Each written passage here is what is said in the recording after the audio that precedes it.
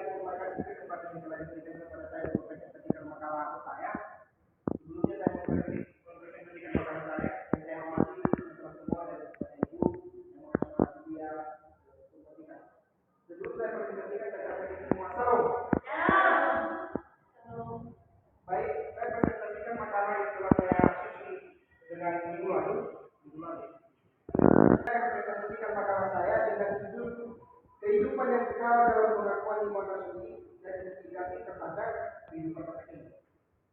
Teman-teman, mungkin kita sudah tahu apa itu kehidupan. Secara definisi kita tahu dulu bahwa kehidupan itu adalah merupakan suatu anugerah yang telah Tuhan berikan kepada kita manusia. Bukan karena belas khususnya kita di hadapan Tuhan, melainkan karena belas kasihan dan kasih Tuhan dalam kehidupan kita. Teman-teman, ini suatu fenomena yang sangat besar. Kenapa kita katakan menjadi suatu fenomena yang sangat besar? Dan kita pernah teralami di dalam pikiran kita manusia, bagaimana pada mulanya manusia tercipta hanya dari Tuhan. Hal ini hal yang sangat mustahil dalam pikiran dari Tuhan dan memberi nama kehidupan dari nama skala sendiri. Bisa kita membaca lebih jelasnya di Kejadian pasal 1 dan seterusnya. Dalam pengakuan iman rasuli, pengakuan iman rasuli ini merupakan salah satu wujud kesepakatan bagi kita manusia yang percaya di dalam nama Tuhan Yesus Kristus untuk beribadah baik pada hari Minggu dan maupun pada perkumpulan jemaat yang dilaksanakan. Pengakuan iman rasuli ini mungkin kita seringkali melihatnya dengan judul makalah saya kehidupan yang kekal. Bukan karena usaha dan ketulusan kita ataupun kegerahan manusia, melainkan berkat anugerah dari baik kehidupan yang kekal mungkin seringkali kita dengar dan sudah menjadi terbiasa bagi kita untuk mendengarkannya. Dan kehidupan yang kekal ini merupakan bagian poin yang terakhir dari pengakuan iman rasuli. Dengan itu beberapa makna kehidupan yang kekal yang dari sebagai berikut. Dengan itu teman-teman mari kita baca pengakuan iman rasuli. Pengakuan kehidupan yang kekal ini yang pertama, kehidupan yang kekal bukan masalah waktu tetapi kualitasnya. Yang artinya hal ini terutama ditekankan dalam kehidupan kekal adalah kualitasnya, bukan waktu. Kita mungkin memahami ini hanya sebagai waktu yang digambarkan perspektif kita yang sekarang. Dan ini waktu yang terus-menerus saja. Tetapi memahami kehidupan kekal telah sebetulnya tidak berwaktu. Bisa kita membaca di Wahyu pasal 21 ayat yang keempat.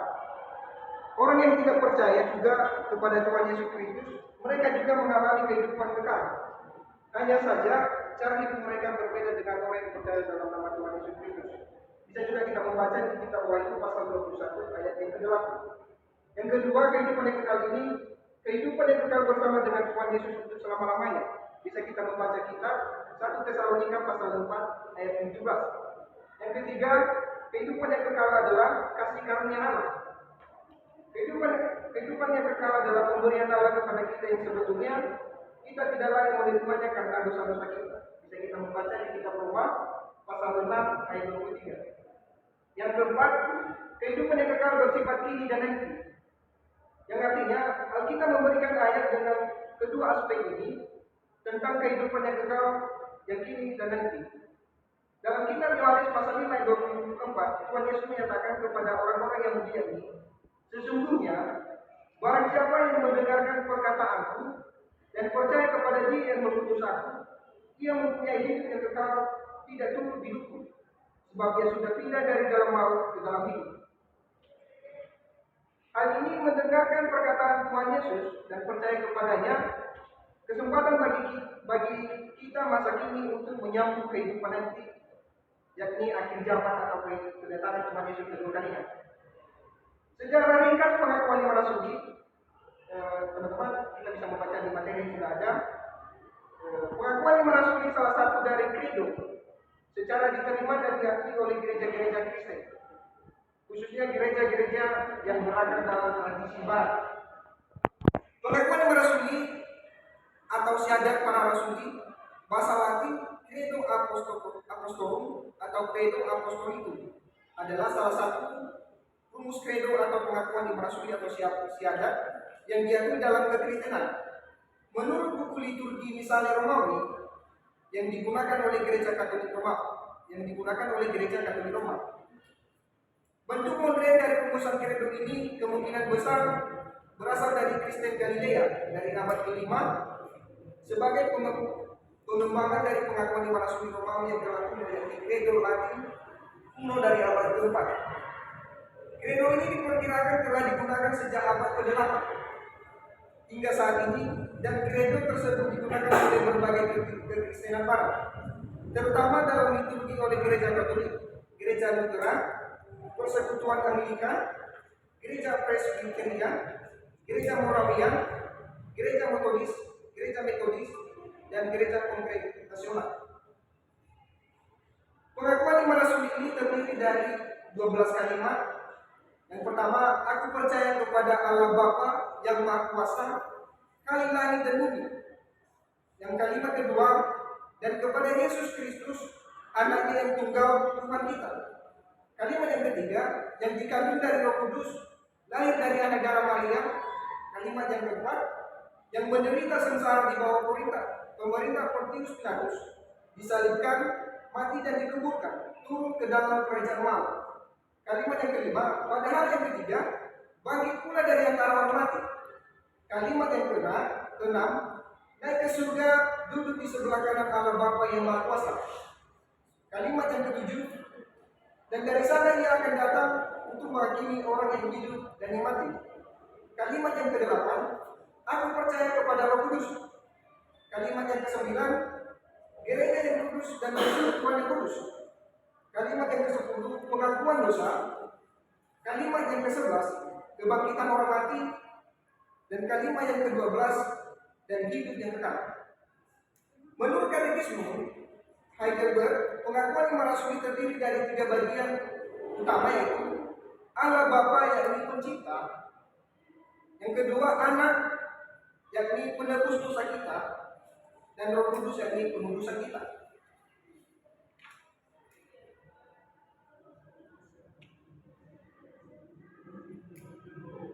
Menurut Katekisme Heidelberg, iman rasul terdiri dari 3 bagian utama, yang Bapa yakni pencipta, seperti yang telah kita bacakan tadi. Mengakui Allah Bapa pencipta alam semesta dan segala isinya, dan yang memelihara semuanya. Semuanya itu bisa kita lihat dari Kejadian pasal 1. Dan Allah Bapa adalah Immanuel, yang itu Tuhan yang tetap tinggal di dalam kita dan transenden, yaitu Tuhan yang melampaui alam dan melampaui segala sesuatu. Yang kedua Anak, yaitu Yesus Kristus adalah firman yang menjadi manusia. Bisa kita membaca di kitab Yohanes pasal yang 1 ayat 1 sampai ayat 5, dan yang telah datang ke dalam dunia dan yang telah mengorbankan dirinya dan menderita untuk menebus dosa-dosa kita, dan telah mengalahkan maut untuk mendatangkan keselamatan kepada orang yang beriman di dalam namanya. Yang ketiga, Roh Kudus yang diam di dalam diri kita dan menyertai kita selama-lamanya, yakni roh kebenaran. Bisa kita membaca di kitab Yohanes pasal 14 ayat ke-16, dan yang akan mengerjakan segala sesuatu. Bisa kita membaca di Yohanes pasal 14 ayat 26. Yang pertama, mengakui Allah Bapa pencipta alam semesta dan segala isinya, dan yang memeliharanya semua itu. Makna pengakuan lima rasul. Makna pengakuan lima rasul yakni mengiyakan dan mengaminkan dengan iman yang sungguh-sungguh apa yang dikerjakannya pada mulanya, sekarang dan yang akan datang, didasarkan pada kebenaran pada Alkitab yang berbicara tentang Allah Bapa, Anak, dan Roh Kudus. Tujuan yang keempat, tujuan pengakuan lima rasul. Tujuan pengakuan lima rasul merupakan suatu respon kita yang percaya dan jemaat atas pelayanan firman Tuhan yang dilayangkan pada ibadat hari Minggu. Sebagai implikasi terhadap kehidupan masa kini, dalam pengakuan iman rasuli, mengakui Allah Bapa, mengakui Tuhan Yesus sebagai anak Allah, mengikuti pimpinan Roh Kudus. Setelah kita mengakui bahwa Allah yang menciptakan segala sesuatu dan manusia, Yesuslah yang anak Allah dan juru selamat, dan Roh Kudus yang menyertai kita, kewajiban kita sebagai orang yang percaya, pertama, kita harus rajin membaca Alkitab, Yang kedua, kita bertekun dan setia dalam doa. Yang keempat, bersekutu beribadah di tempat-tempat persekutuan orang-orang beriman. Demikian hasil presentasi yang saya presentasikan. Dan bila ada pertanyaan teman-teman semua, berikan waktu dan kesempatan. Terima kasih. Ya.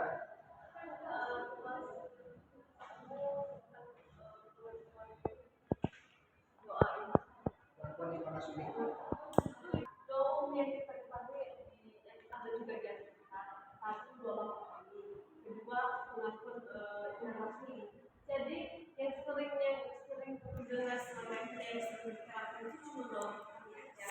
Kalau pengakuan doa, pengakuan iman rasul itu jarang kali. Jadi aku mau bertanya, itu pengakuan iman rasul itu tertuju tentang doa apa gitu? Kenapa jarang kali diterapkan pengakuan iman rasul? Di gereja pun jarang enggak yang pengakuan iman rasul itu. Iya ada. iman rasul itu adalah doa atau bukan?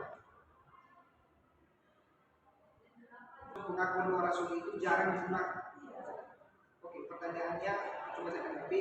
Seperti tadi yang tertera pada materi saya bahwa pengakuan iman rasul itu adalah merupakan suatu dasar atau fondasi kita kepada iman kita, dan ini merupakan suatu pengakuan dan ini merupakan suatu perkumpulan teologis yang disusun oleh para rasul-rasul Tuhan. Seperti tadi yang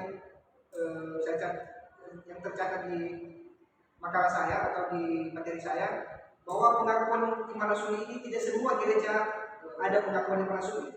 Hanya saja pengakuan iman rasul ini mulai ada di gereja-gereja barat, seperti tadi di gereja Katolik, gereja Lutheran, Persekutuan Anglikan, gereja Presbyterian, gereja Moravian, gereja Metodis, dan gereja Kongresional. Ini adalah gereja-gereja perdana. Gereja-gereja perdana ini memiliki pengakuan iman rasul. Dan fondasi pengakuan iman rasul ini adalah berdasarkan teologis atau perkumpulan teologis para rasul-rasul Tuhan Yesus Kristus. Seperti kita mengakui, seperti tadi di sini, aku percaya kepada Allah Bapa yang Maha Kuasa, kali langit dan bumi. Artinya memberikan suatu dasar dan memberikan suatu fondasi kepada kita orang percaya bahwa kita harus percaya kepada Allah Bapa yang Maha Kuasa dan kali langit dan bumi. Dan Bapa yang Maha Kuasa ini atau kali langit dan bumi ini bisa juga kita melihat tertulis di dalam Kejadian atau Kejadian pasal 1 itu, di mana Allah menciptakan seluruh isi bumi. Dan seperti pada bagian atau kalimat yang kedua itu, dan kepada Yesus Kristus anak yang tunggal Tuhan kita. Artinya mendasarkan kita atau mendasarkan kita sebagai orang percaya bahwa kita harus percaya kepada Tuhan Yesus Kristus, anak yang tunggal, bahwa anak yang tunggal ini yang dahulu adalah Allah bersama-sama dengan firman-Nya, dan firman-Nya itu telah menjadi manusia seperti yang kita baca di kitab Yohanes pasal yang kitab Yohanes itu yang ada. Dan seperti yang pada kalimat yang ketiga itu, yang dikandung dari Roh Kudus, lahir dari anak dan darah Maria. Di kitab Injil juga ada bahwa pengakuan iman rasul ini juga tercatat dalam kitab bahwa Tuhan Yesus itu dikandung dari Maria atau Bunda Maria. Demikian tanggapan atau jawaban saya kepada saudara. Intinya adalah pengakuan iman rasul ini tidak semua gereja ada di pengakuan iman rasul. Hanya gereja-gereja perdana ada di pengakuan iman rasul ini, dan gereja barat seperti yang telah saya sampaikan tadi kepada saudara. Terima kasih. Jadi bahwa sebagai kita pengakuan kita sebagai orang percaya itu membawa kepercayaan itu ada kita dan menyelamatkan. Terus pengakuan iman rasul ini sebenarnya wajib nggak kita tiap hari melakukan sebenarnya? Baik, pengakuan iman rasul ini tidak juga kita berkata bahwa wajib kita lakukan, tidak juga kita berkata tidak wajib kita lakukan. Tetapi pengakuan iman rasul ini kita harus mengakui seorang sebagai gereja perdana di suatu perkumpulan atau ibadah atau persekutuan gereja.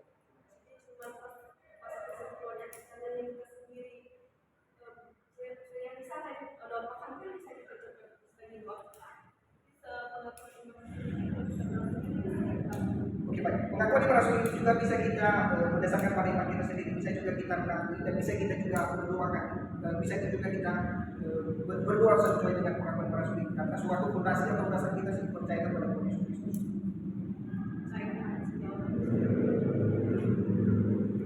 Harus menjawab. Dan satu pertanyaan lagi, saya berikan kesempatan kepada teman-teman.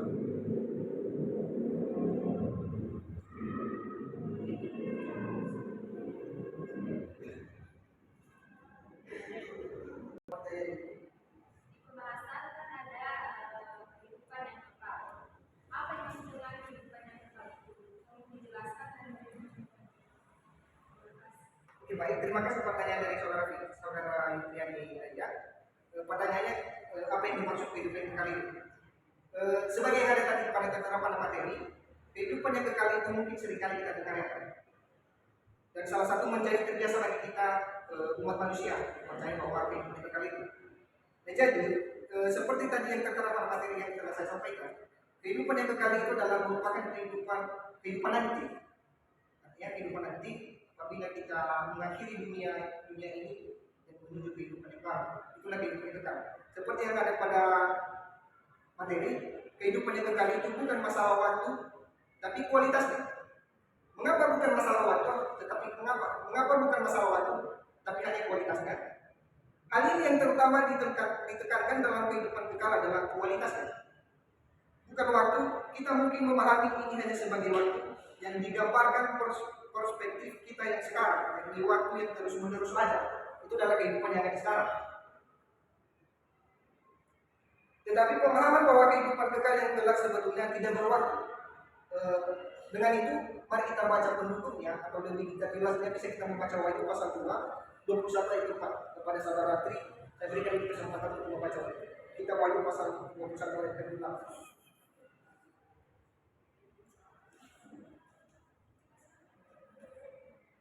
menghapus segala air mata dari mata. Boleh itu suaranya.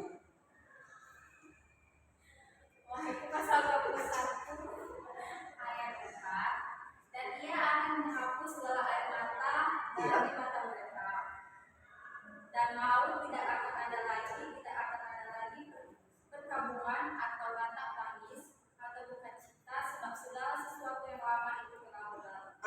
Itulah jawabannya, bahwa kehidupan yang kekal itu adalah tidak ada lagi apa tadi yang ada di situ? Tidak ada lagi maut, tidak akan ada lagi perkabungan atau ratap tangis, Tidak ada lagi maut, atau sukacita. tidak ada lagi duka cita. Itulah kehidupan yang kekal itu. Yang kedua, kehidupan yang kekal ini bersama dengan Tuhan Yesus. Ya, bisa kita juga membaca di 1 Tesalonika pasal 4 ayat 17. Kepada saudara Michel, tolong dibaca dulu. 1 Tesalonika pasal 4 ayat 17. 1 Tesalonika pasal 4 ayat 17. Sesudah itu kita yang hidup yang masih tinggal akan diangkat bersama-sama dengan mereka dalam awan menyongsong Tuhan di atas. Demikianlah kita akan selama-lamanya bersama-sama. Itu lagi kehidupan kekal itu. Kita akan bersama-sama dengan Tuhan Yesus yang tertera pada kitab Yohanes 1 Tesalonika itu yang pasal 4 ayat 17. Yang ketiga, kehidupan yang kekal bersifat kini dan nanti. Bisa kita membaca di Yohanes pasal 5 ayat 24. Demikian jawabannya saya sampaikan kepada Putri.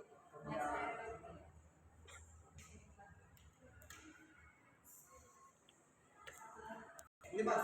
Pengakuan iman Nasrani apakah ada di Alkitab dan seperti orang